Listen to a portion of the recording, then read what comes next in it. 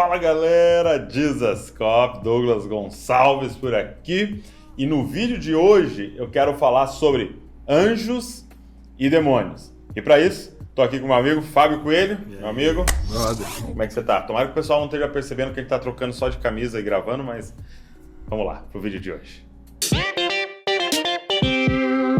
Então vamos lá, por que eu chamei o Fábio aqui? Porque ele escreveu o livro Princípios da Batalha Espiritual. E eu queria abordar esse tema porque, assim, quando a gente fala de batalha espiritual, já rola um certo medo, né? Porque você vai pensar já em espíritos, vai pensar em demônios, vai pensar em anjo e tal.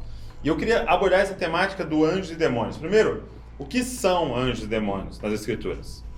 Legal. Então, anjos e demônios são basicamente criaturas celestes, com corpos celestes, que foram criados para servir a Deus. Tá. Então essa é a definição mais sucinta que a gente pode dar. E, baseado nisso, demônios são criaturas que pecaram contra Deus e caíram da sua posição original. Ok. Então a gente tem essas duas realidades. São criaturas criadas para servir a Deus, para adorar a Deus, executores da sua vontade, executores dos seus propósitos na terra, na eternidade, e demônios e príncipes, poderes caídos, Satanás e todo esse império são criaturas celestes que pecaram contra Deus e caíram da sua posição original. Tem uma passagem aqui que é bem legal sobre o propósito dessas criaturas, né, que é Salmo 103:19. Diz assim: nos céus estabeleceu o Senhor o seu trono, e o seu reino domina sobre tudo. Okay. E tudo na Bíblia é tudo. Vale a pena lembrar que no grego, tudo. E no hebraico. Tudo também. É tudo. E aí diz assim: bendizem ao Senhor todos os seus anjos, valorosos em poder, que executais as suas ordens e lhe obedeceis a palavra. Bendizei ao Senhor todos os seus exércitos, vós ministros seus, que fazem a sua vontade. Então essa passagem ela define qual o objetivo das criaturas celestes: executar as suas ordens, obedecer a sua palavra e fazer a sua vontade. E o que acontece é que as criaturas caídas caíram porque deixaram de cumprir essas três verdades. Então eles pecaram contra Deus. Então, assim, para a galera entender, qual é a atuação deles, então? Então, você estava dizendo, né, que os anjos eles são ministros e tal, mas e hoje, qual é a atuação dos demônios, desses seres celestes? Então, baseado no que a gente já falou do proto-evangelho... Se você perdeu os vídeos anteriores, vou deixar para você aqui, para você poder... Falou de maldição hereditária, falou de como vencer batalha espiritual. Então, lá em Gênesis, né, nós vamos ver que no jardim, a primeira aparição de uma criatura caída é Satanás se apresentando como o arquétipo da serpente, resistindo contra a humanidade. Então, o que o Império das Trevas faz hoje? E aí tem um princípio que é muito interessante.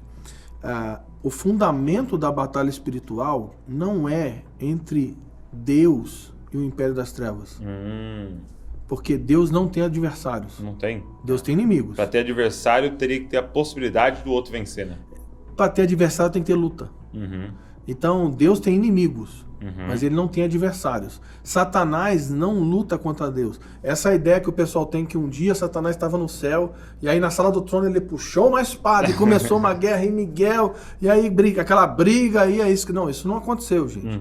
Então, o que eles fazem hoje? Eles pecaram contra Deus porque se rebelaram contra os planos de Deus sobre a criação. E a função deles é lutar contra a humanidade e contra a criação para procurar seduzir a criação de se desviar do propósito de Deus. Também então para cair. Isso que eles fazem.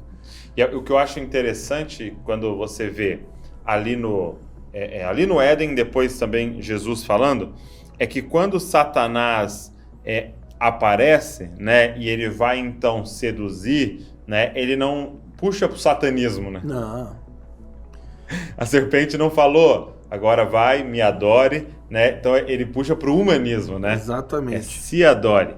você vai ser como Deus e tal, né? E aí quando você vê lá, Jesus também, quando ele fala, para trás de mim, Satanás, né? Pedro estava falando, se poupe, proteja-se, né? Pega leve, né? Então era algo para Jesus, cuida mais de Jesus. Manda transformar em comida, né? Exatamente. Porque toda ação idólatra, ela é influenciada por demônios. Então sempre existem demônios por trás de toda idolatria. Só que o fundamento da idolatria não é a adoração a demônios. Não. É sempre a adoração do eu. Então, antigamente, vamos dizer que o cara tinha uma fazenda e ele queria ter uma boa colheita. Então, o que ele fazia? Ele oferecia um sacrifício para o Deus da colheita. Mas o que motivava ele a oferecer o sacrifício não era o amor pelo Deus da colheita, Exato, mas era o desejo de ter uma boa colheita. Uau, aí alguém, eu quero ter um filho, então vai lá e sacrifica para o Deus da fertilidade. Mas ele não está se movendo por amor ao Deus da fertilidade. Não existe devoção ao Deus da fertilidade. Ele está oferecendo um sacrifício a um demônio por causa do amor próprio, por causa da idolatria. Então a idolatria sempre vai se voltar para o eu. E o que os demônios fazem é seduzir a humanidade para tirar os olhos de Deus e voltar os olhos para si mesmo. Porque quando o homem tira os olhos do Senhor e volta os olhos para si mesmo, é quando ele descobre que estava nu.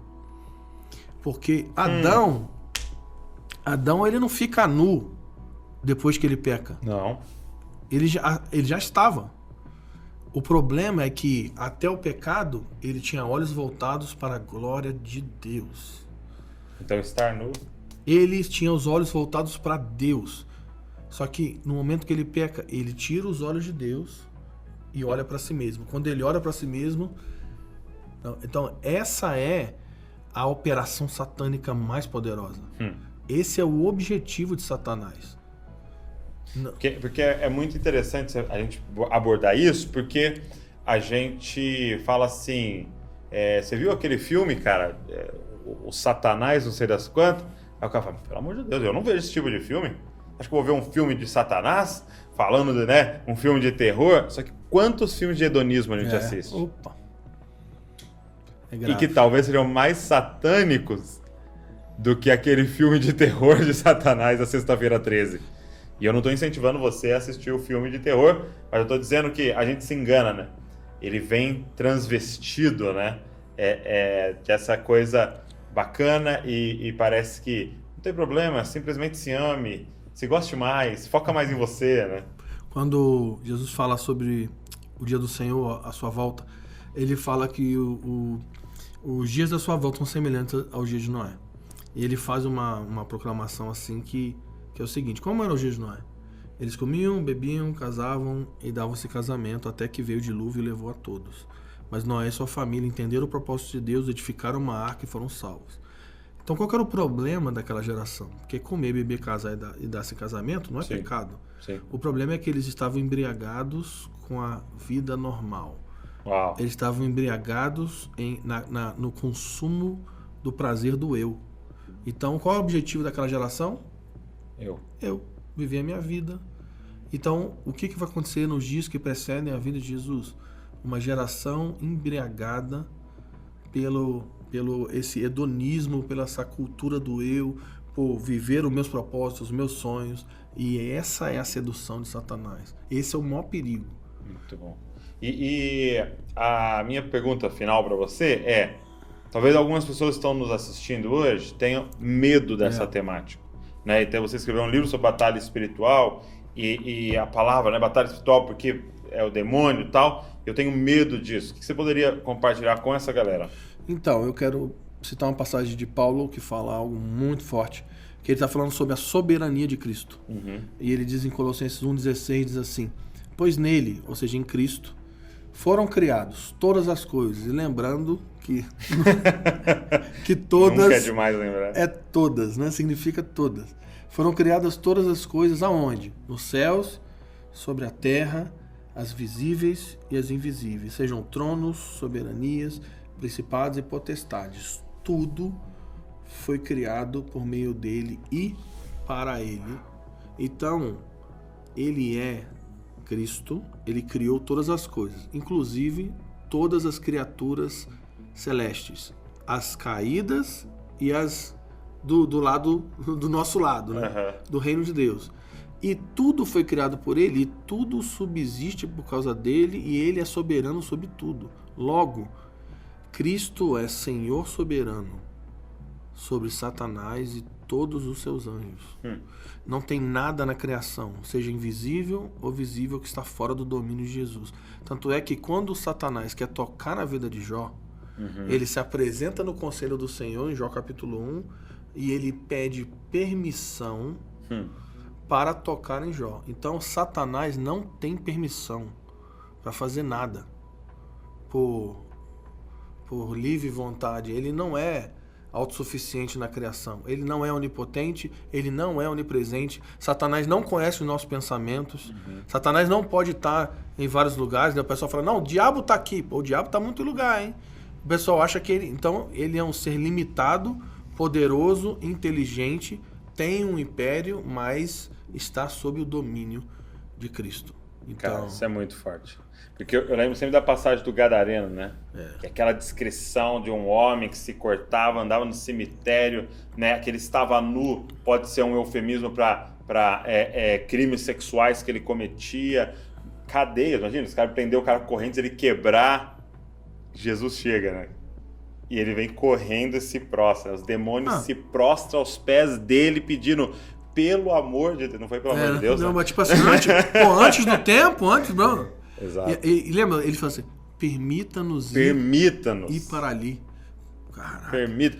Então, para você que está nos assistindo hoje e que de alguma forma tiver medo em relação a isso, não temas, cara. Nosso Deus é soberano sobre todas as coisas. Os demônios se prostram aos pés dele. E eu queria deixar para vocês essa indicação aqui final do livro do Fábio, que acabou de lançar, fresquinho, ó. Até para você sentir o cheiro do forno. Princípios da Batalha Espiritual. 12 verdades de como vencer em Cristo o Deus dessa era. Cara, se você quer aprender sobre batalha espiritual, sobre isso que a gente falou, como nos outros vídeos de intercessão, maldição hereditária, se você quer aprender a aprofundar nisso de forma bíblica, não é sobre experiências pessoais do Fábio, não. O que a Bíblia diz sobre isso? Se você quer aprender, aprofundar e vencer em Cristo, eu quero te indicar essa literatura. E também, para que você possa ajudar outras pessoas, que a gente possa espalhar essa verdade em toda parte. Compra, lê com a galera da sua igreja, lê em grupo,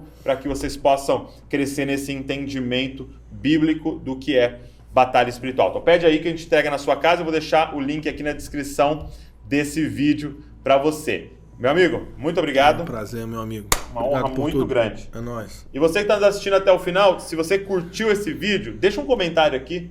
Fala alguma coisa do que Deus ministrou no seu coração, uma frase que foi muito forte para você. Também curte esse vídeo. Toda vez que você faz isso, o YouTube começa a divulgar mais o vídeo. E pega o link, manda para todo mundo. Manda nos grupos aí da faculdade, da igreja. Anjos e Demônios vai chamar muita atenção e pessoas podem ser extremamente ministradas. Se inscreve no canal, você vai receber tudo que a gente produz aqui no Dizascope, que tem um objetivo, te deixar mais parecido com Jesus dia após dia. Deus abençoe você e não se esqueça, você é uma cópia de Jesus. Valeu!